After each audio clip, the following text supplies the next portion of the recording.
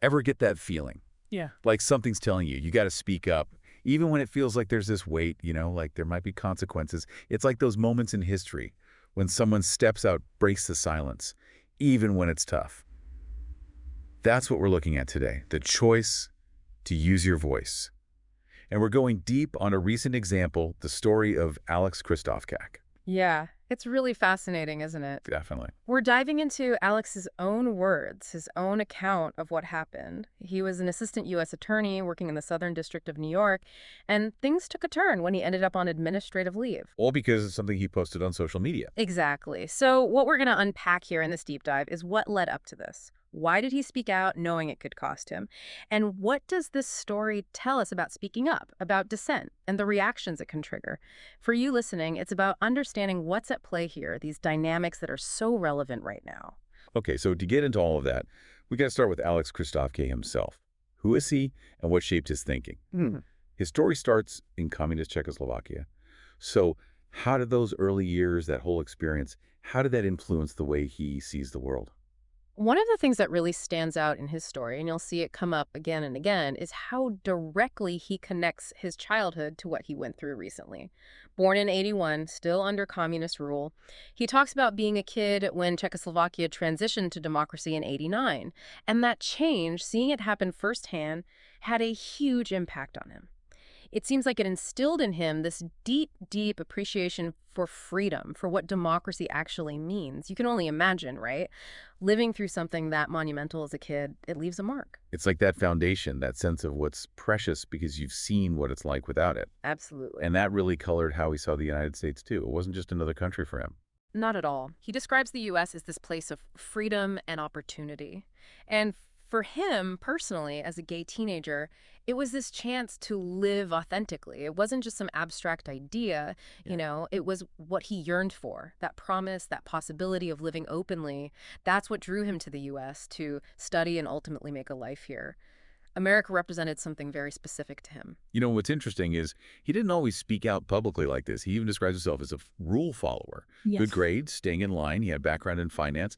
So what do you think was the trigger? What shifted him towards this more outspoken stance? Well, if we think about how our viewpoints can evolve, especially with big events, it seems like the 2016 election was a real turning point for him. He mentions that while a lot of progressives were thinking about leaving the country, he felt this pull in the opposite direction, like he needed to become a U.S. citizen, then go to law school. His driving force, he says, was this desire to serve the country that had given me so much. It really speaks to a sense of responsibility, like a duty that maybe got ignited by those political changes. You can see how someone with his background might feel this especially strong urge to protect those freedoms he holds so dear. Yeah, that makes sense.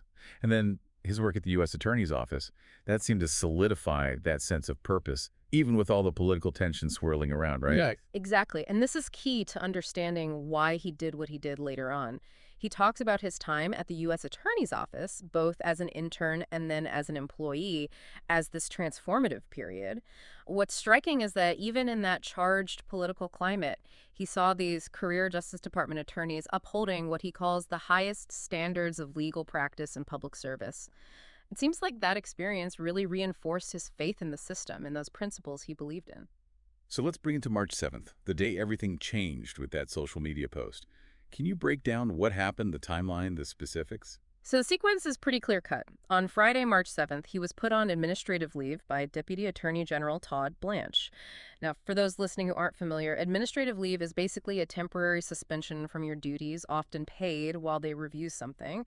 And the reason given for this action was a social media post Christofkak had made, one that was critical of the administration, particularly of Ed Martin, the acting U.S. Attorney for the District of Columbia at the time. And they were very straightforward with him, right? They flat out told him that his criticism was the reason for this administrative action. No beating around the bush, according to his account. He says he was told in no uncertain terms that my criticism prompted this action. That direct link between him voicing his concerns and then being put on leave, that's a core part of his story. And it really underscores what can happen when you speak out, especially in a context like that. Here's the kicker, though. He was already planning on leaving the Department of Justice. It almost feels like they didn't need to do this, That's the irony that he himself points out. It's so crucial to understanding his point. He had already decided that the environment at the Department of Justice, which he calls hostile, fueled by President Trump, Elon Musk, and political appointees, had made his position impossible to stay in. He was out at the end of the month anyway. He even suggests that a basic background check would have revealed that he was leaving. Mhm. So it begs the question, right? If they knew he was going, why take this action? It really emphasizes his point about how dissent, even from someone on their way out, seems to have been unacceptable. So knowing the potential fallout, why speak out at all?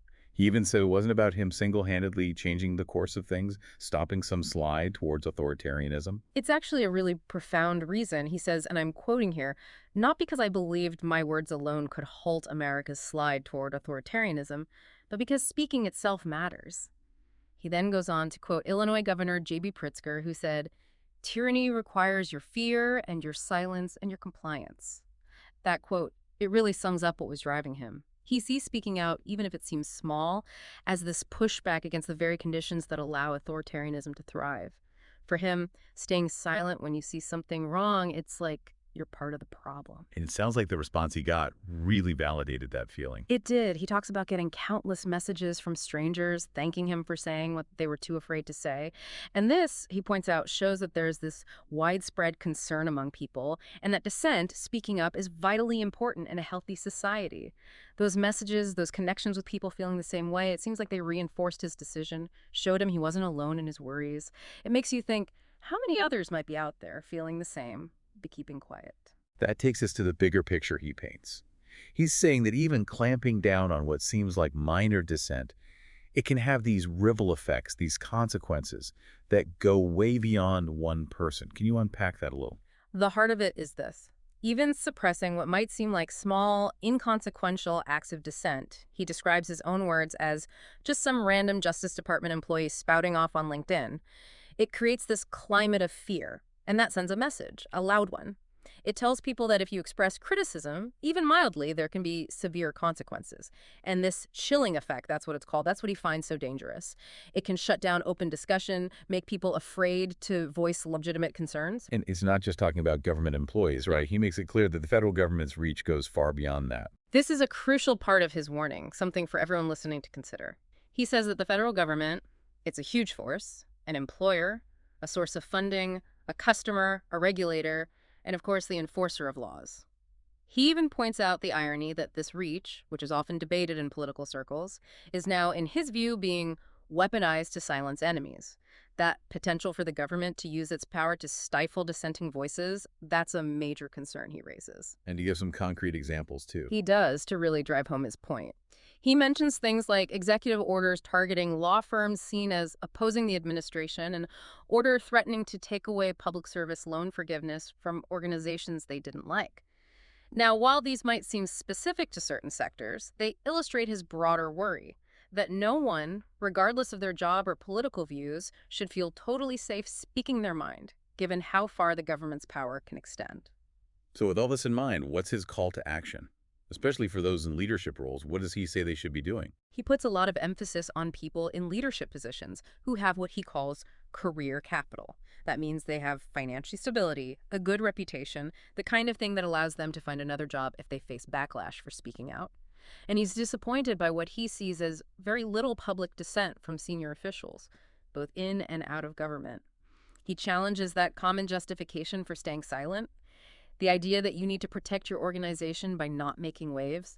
He calls it a dangerous miscalculation, suggesting that authoritarian systems, they're unpredictable. They might come for you eventually, regardless, and by then he fears it might be too late to resist effectively.